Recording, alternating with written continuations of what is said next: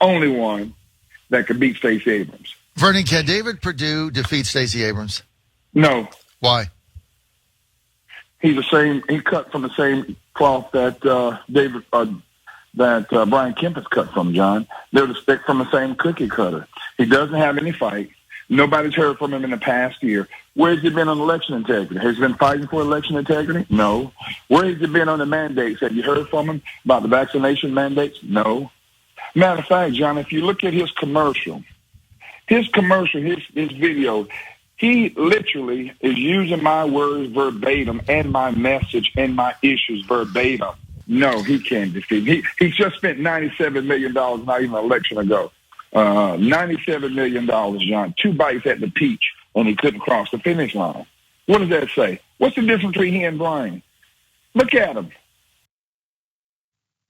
Look at him. Look at him. That's gubernatorial candidate Vernon Jones kicking David Perdue's ass all around on that radio show back in December, just a month ago, talking about how much more qualified Jones would be for that position to challenge Brian Kemp, the current sitting Republican governor of the state.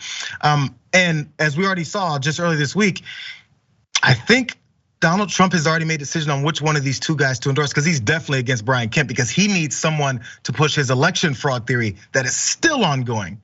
Let's see who Donald Trump is backing. David Perdue, an America First conservative outsider, is the only candidate for governor endorsed by President Donald Trump. David Perdue is an outstanding man. He's tough, he's smart, he has my complete and total endorsement. Vote for David Perdue. Vernon Jones has a bit of a mountain to climb when it comes to Donald Trump then endorsing David Perdue. Not necessarily against him, but definitely against Brian Kemp. But one thing is for sure, both of these guys, both David Perdue and Vernon Jones, want to make sure that Donald Trump knows they are fighting for him and those same election grievances. Let's watch this. We're divided, and Brian Kemp and Brad Raffensperger are to blame. Look, I like Brian. This isn't personal. It's simple. He has failed all of us and cannot win in November. Instead of protecting our elections, he caved to Abrams and cost us 2 Senate seats, the Senate majority, and gave Joe Biden free rein. Think about how different it would be today if Kemp had fought Abrams first instead of fighting Trump. Kemp caved before the election. Joe Biden, how did we get here? Because of Brian Kemp, his failures. They want someone who's going to bring election integrity back. Where's he been on election integrity? Has he been fighting for election integrity? No. And let me be very clear. Over my dead body, will we ever give Stacey Abrams control of our elections again?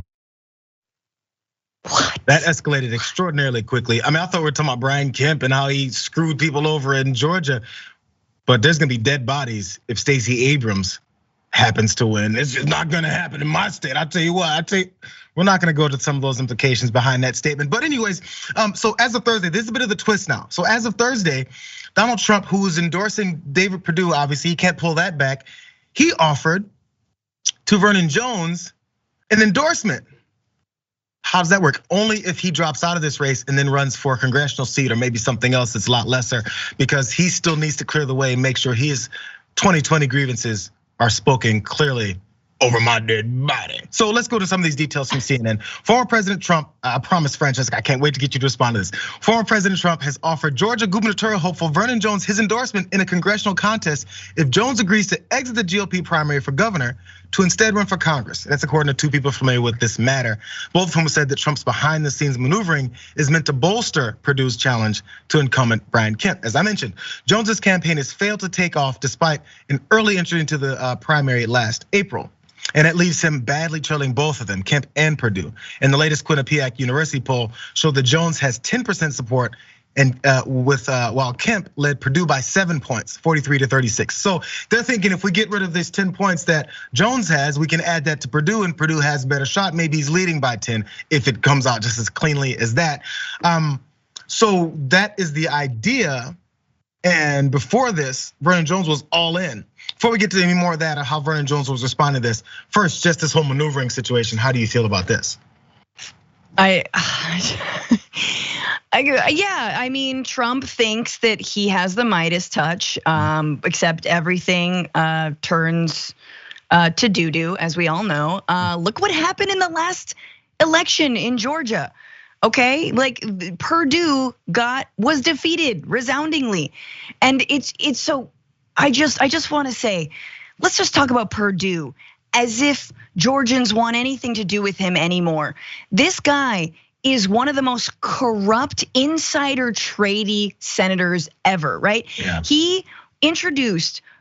This is 14 different bills that deregulated and helped the financial industry at the same time that he's receiving money from the financial industry. Just like the amount of insider trading. Then he sold off all those stocks. Do you guys remember? Obviously, and in the wake of the pandemic, this guy is the swampiest, most Washington insider there could possibly be. So just put that aside.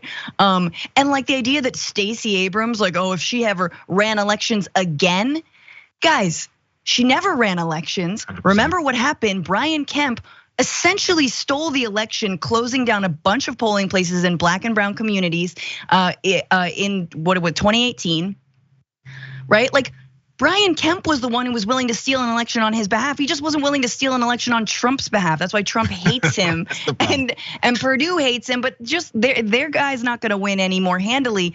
Anyway, I say, let him fight, split the vote. I love it, I'm here for it. Popcorn, popcorn, popcorn.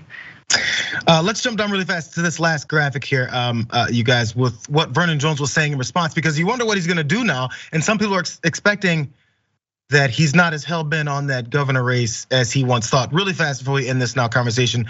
2 Republican sources familiar with the situation, they spoke to Fox News and they told them on Wednesday that after this meeting that Trump had with Vernon Jones and offered him his backing if he instead runs for Congress or another statewide office, Jones is currently, quote, weighing his options. And also a second meeting between Trump and Jones at Mar-a-Lago is expected at the beginning of next week. And I wonder what they're gonna talk about there. It's a good opportunity that today or even over the weekend or Monday, Jones is gonna drop out of this race because he's thinking, hey, I got an endorsement somewhere else.